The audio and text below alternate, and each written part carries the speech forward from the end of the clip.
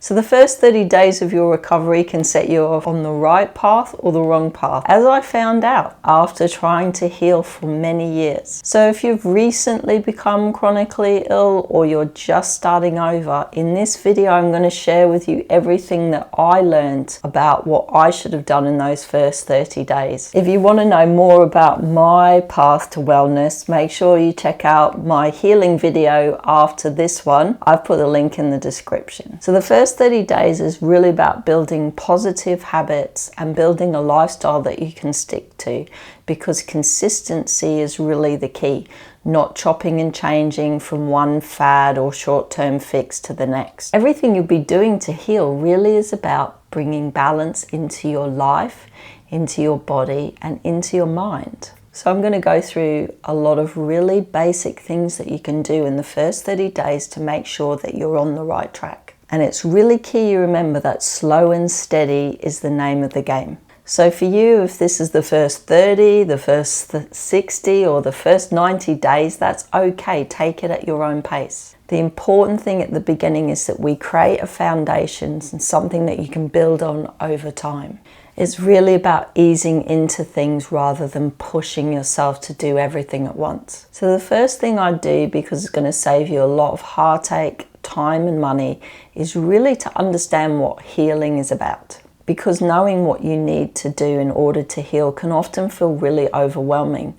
And I get people in my practice who are so confused about what they need to do to get better that it can just lead to a real state of overwhelm.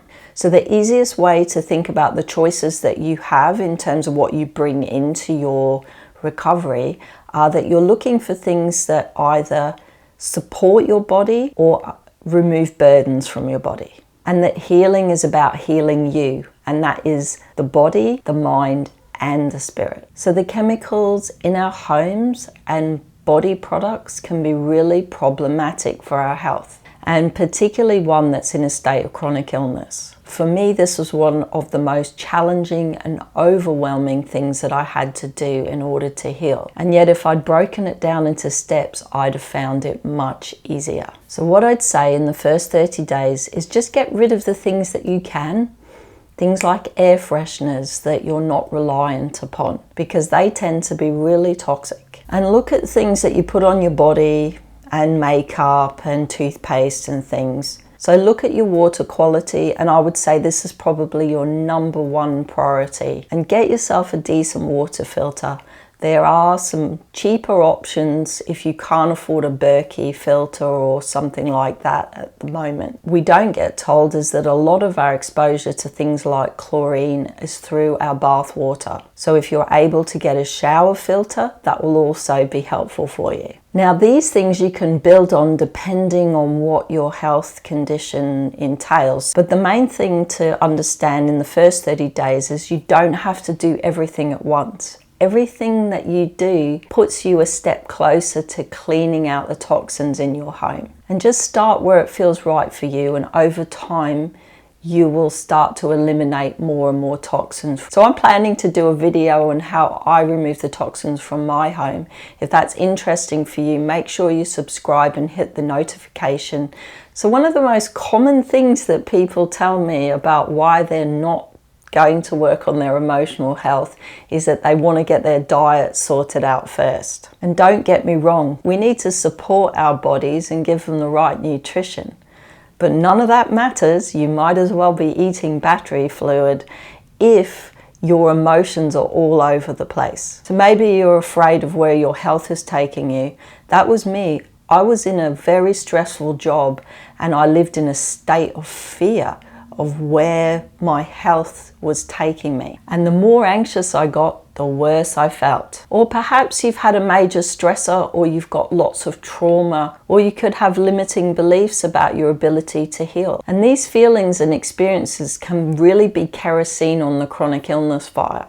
So next time, notice how your symptoms respond to stress or a particularly emotional day, and you'll see just how important your emotional health is. It is so important, and it's something that I wish I'd known at the beginning. And that's why in my practice I help people to improve their emotional health, releasing trauma, dealing with limiting beliefs, learning to love myself, and some strategies to help me manage my emotions was really one of the most powerful things I did for my health. One of the things that can cause us a lot of anxiety during healing is symptom flares. And to help you with this, I've created a free EFT meditation. This will help you take the fear out of flares so that you can stay calm and on a healing path. So you don't need to become a monk or a full-on yogi, but some really gentle breathing practices are very helpful. Find some meditations or some hypnotherapy CDs that help reinforce your belief in your ability to heal. Anything that helps you slow down your breathing is really calming on the body and also helps you get in tune with yourself. So the goal with your food is really to crowd out the crap,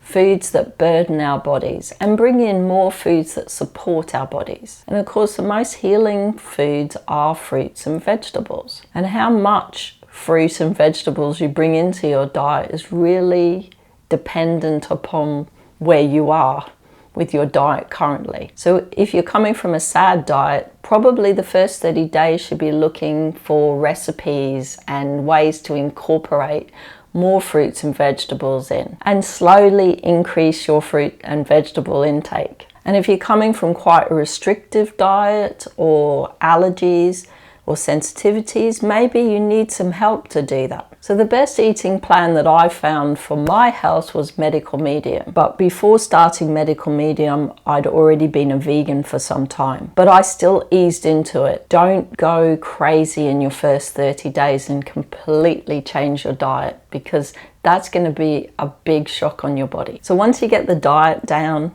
and you don't have to think about it, then it's about bringing in some supplements. So in the first 30 days, you're making a transition into a different way of eating. So just take your time and know each step that you make is taking in the right direction. So when my health really started to go downhill, I put on a lot of weight, and it led me to a cycle of intense exercise and energy crashes, which was not helpful at all. In the first 30 days, we really need to look at our attitudes towards exercise and learn to pace ourselves and find activities that aren't stressing on the body. Because when we're chronically ill, we can often be adrenally depleted as well. And intense exercise can be really hard on our adrenals. So exercises like running, heavy weight lifting, anything long distance goes from a reasonably healthy activity to really bad when we're sick. Find an exercise that you enjoy that doesn't deplete you, and let go of the need to control what your body looks like. So for me, I chose restorative yoga.